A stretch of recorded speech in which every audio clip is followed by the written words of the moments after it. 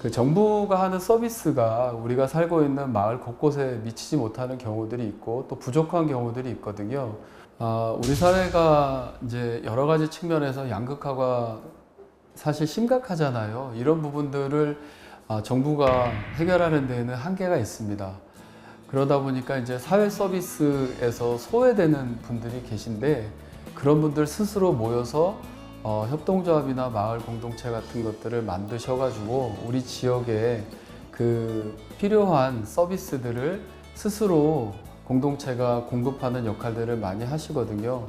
사실은 그 기업을 운영한다는 게 쉽지는 않잖아요. 그럴 때 이제 공공에서 어떻게 기업을 운영해야 되는지 그리고 어떤 인재들이 많이 필요한데 그 인재들을 길러내는 그런 교육 프로그램들 그리고 다양한 경험을 할 수 있는 벤치마킹 프로그램들 이런 것들을 지원하면서 공동체가 스스로 성장할 수 있는 기반을 또 공공이 만들어주고 하거든요. 그런 역할들이 중요하고 저희가 그 공동체를 통해 주민들 스스로 그 풀뿌리 민주주의를 이제 배워나가는 그런 아주 소중한 경험들을 사회적 경제를 통해서 할 수 있다고 생각합니다. 우리나라 사회적 경제가 GDP에서 차지하는 비중이 한 3% 정도 되거든요. 근데 유럽이나 미국 같은 경우에는 10%를 넘습니다. 그래서 의정활동을 하면서 제 목표 중에 하나가 우리나라도 사회적 경제가 GDP에서 차지하는 비중이 10%를 넘어봤으면 너무 좋겠다라는 그런 목표, 희망을 가지고 일하고 있습니다. 지금부터 한 달 반 정도가 이제 예산을 조정하는 기간인데요. 그 기간 때 우리 그 사회적 경제 조직들이 그 25년도에 필요로 하는 현장에서 필요로 하는 예산과 정책을 마련하기 위해서 오늘 그 간담회를 갖게 됐습니다. 이영욱 의원님은 사회적 경제에 대해서는 처음 그 마음으로 지금 몇 년째이신데 뭔가를 완성하시려고 끝까지 노력해 주시는 부분, 그 부분을 저희는 높이 사고 있습니다. 네.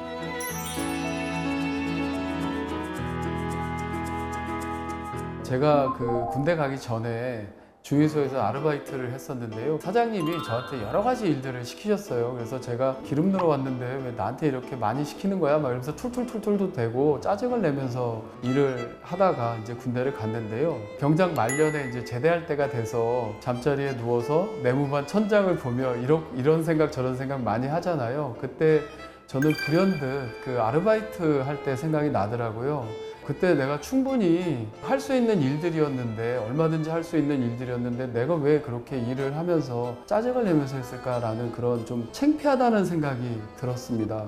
내가 이제 그 제대하고 사회에 나가게 되면 나한테 어떤 일이 주어지든 간에 투덜대고 일하지 말자. 내가 할 수 있는 일이 있다고 하면 먼저 찾아서 하자라는 그런 생각을 갖게 됐습니다. 일례로 제가 이제 봉사단체에서 그 배식 봉사를 간 적이 있는데요. 거기서 이제 배식만 하면 되는데 짬이 나는 시간에 테이블도 닦고 의자도 좀 이렇게 줄도 맞추고 이렇게 계속 뭐 꼼지락꼼지락 다니면서 뭘 하니까 거기를 이제 담당하고 계시는 왕고 할머님이 계셨었는데 왕고 할머님께서 무심코 이런 말씀을 하시더라고요. 저놈은 어디 가도 밥은 안 걷겠구나 라는 그런 말씀을 하셨는데 그게 저한테는 큰 칭찬으로 들렸습니다. 그래서 그런 것들이 실제 세무사업을 하거나 의정활동을 할 때에도 정말 큰 도움이 되는 것 같습니다. 정치에서 민생보다 중요한 거는 저는 사실 없다고 생각을 하거든요. 그 어떤 이념도 민생보다는 앞설 수 없다라는 생각을 갖고 있고요. 제가 직업이 세무사다 보니까 그 소상공인들 그리고 소기업들을 대상으로 일을 많이 하거든요. 제가 해왔던 거는요, 경기도 기업 육성 지원에 관한 조례나 착한 가격 업소 지원에 관한 조례를 제정한 바가 있거든요. 경기도 착한 가격 업소 지원 조례를 통해서 요즘에 민생 물가가 많이 올라가고 있잖아요.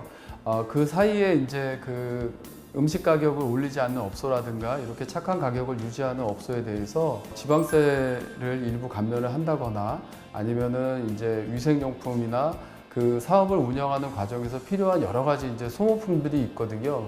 그런 것들을 이제 지원해서 그 착한 가격 업소가 물가 안정에 계속 그 기여할 수 있도록 지원하고 있습니다.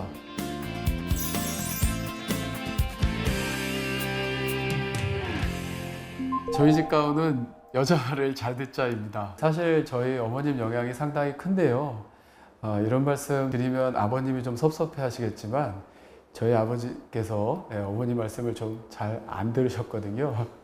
그래서 어머니가 좀 힘드셨던 때가 있었는데 제가 그 20살이 돼서 이제 대학을 입학할 때인데요. 그 어머니께서 어느 날 저를 부르시더라고요. 마치 이제 한석봉 어머니처럼 부르셨는데 제가 이제 어머니 앞에 가서 앉았죠. 그 어머니께서 너는 그 누나도 있고 여동생도 있으니까 사회 나가면 여자를 함부로 대하면 안 된다 이 얘기를 하셨어요. 그래서 알겠습니다 했고요. 그 어머니가 그 여자를 좀 위해야 된다, 함부로 대하지 마라 이런 얘기를 해주신 게 있어서 여자 말을 잘 듣자를 저희 집 가훈으로 정했습니다. 제가 시의원을 하면서 여성과 관련된 여러 가지 사업들을 해왔는데요. 그 대표적인 게 여성 친화도시 그 지정과 관련된 사업을 했습니다. 조례를 대표 발의해서 파주시가 여성 친화도시로 지정을 받았고 지금도 여성 친화도시로의 지정을 유지하기 위한 많은 노력을 하고 있고요. 그 이외에도 성폭력, 가정폭력 상담소를 만드는 데 기여를 했고 그리고 보건용품 지원 사업도 했었고 여성 안심 택배함 사업이라든가 한 5가지 이상 여성 관련된 사업들을 시의원을 하는 내내 쭉 해왔던 것 같습니다. 우리나라는 외국인 노동자가 없으면 경제가 운영되기 힘든 그런 상황에 처해 있죠. 근데 제가 행정사무감사를 통해서 그 외국인 노동자 현황을 보니까요. 산재 사망률이라든가 이런 것들이 우리나라 노동자에 비해서 현격하게 컸습니다.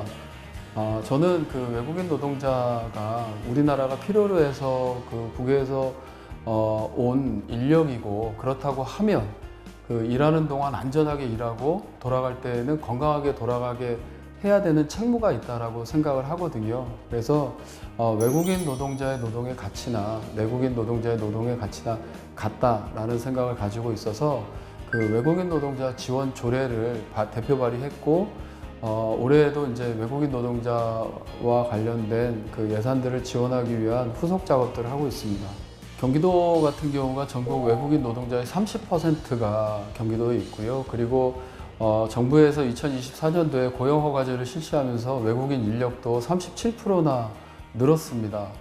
지금 계절 노동자, 이제 농촌에서 일하고 있는 그 외국인 노동자 같은 경우에도 그 계절 노동자가 없으면은 사실 우리가 먹고 싶은 농산물, 채소 뭐 이런 것들이 공급되지 않을 정도이거든요. 근데 이분들이 특히 그 공장 노동자에 비해서 숙소가 상당히 열악합니다.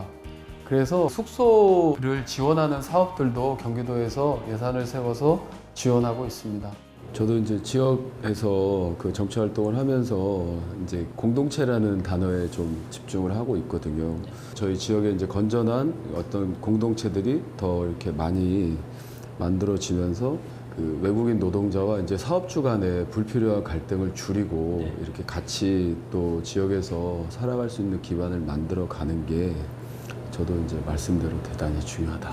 글쎄 뭐 짧은 만남이었지만 벽이 높지 않은 것 같아요. 선거 때는 정치인들이 주민들하고 친밀도를 높이려고 많이 노력을 하잖아요. 근데 의원이 딱 되고 나면 참 만나기도 힘들고 소통하기도 좀 부담스러운 그런 존재가 되는데 이영욱 의원은 경계의 어떤 벽을 먼저 허물려고 노력을 많이 하시는 분 같아요.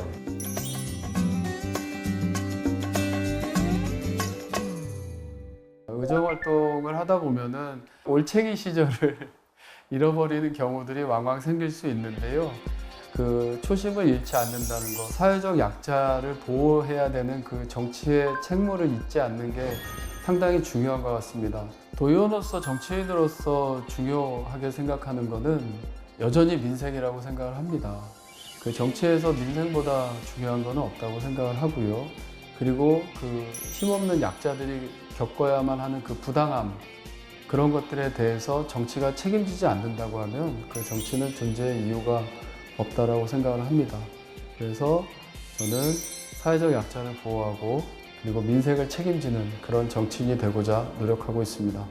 요즘 민생이 너무나 어렵습니다. 주변에서 말은 못하지만 실제 주머니에 돈이 없어서 내가 우리 아이들을 위해서, 우리 부모님을 위해서 무언가를 해주고 싶어도 못하고 뒤로 말없이 눈물을 흘리는 가장들이 많이 계신 걸로 알고 있습니다. 날씨까지 더워서 정말 폭발하기 일보 직전인 것 같은데요. 조금만 힘내십시오. 저희 경기도 의회에서부터 여야가 소모적인 논쟁하지 않고 경기도 의회는 오로지 민생당 하나다라는 생각으로 민생을 위해 열심히 일하겠습니다. 초심을 잃지 않는 패기와 열정의 초선 의원이 되겠습니다. 선량이 되겠습니다. 진정성을 가지고 도민을 위해, 시민을 위해 일하는 선량이 되겠습니다.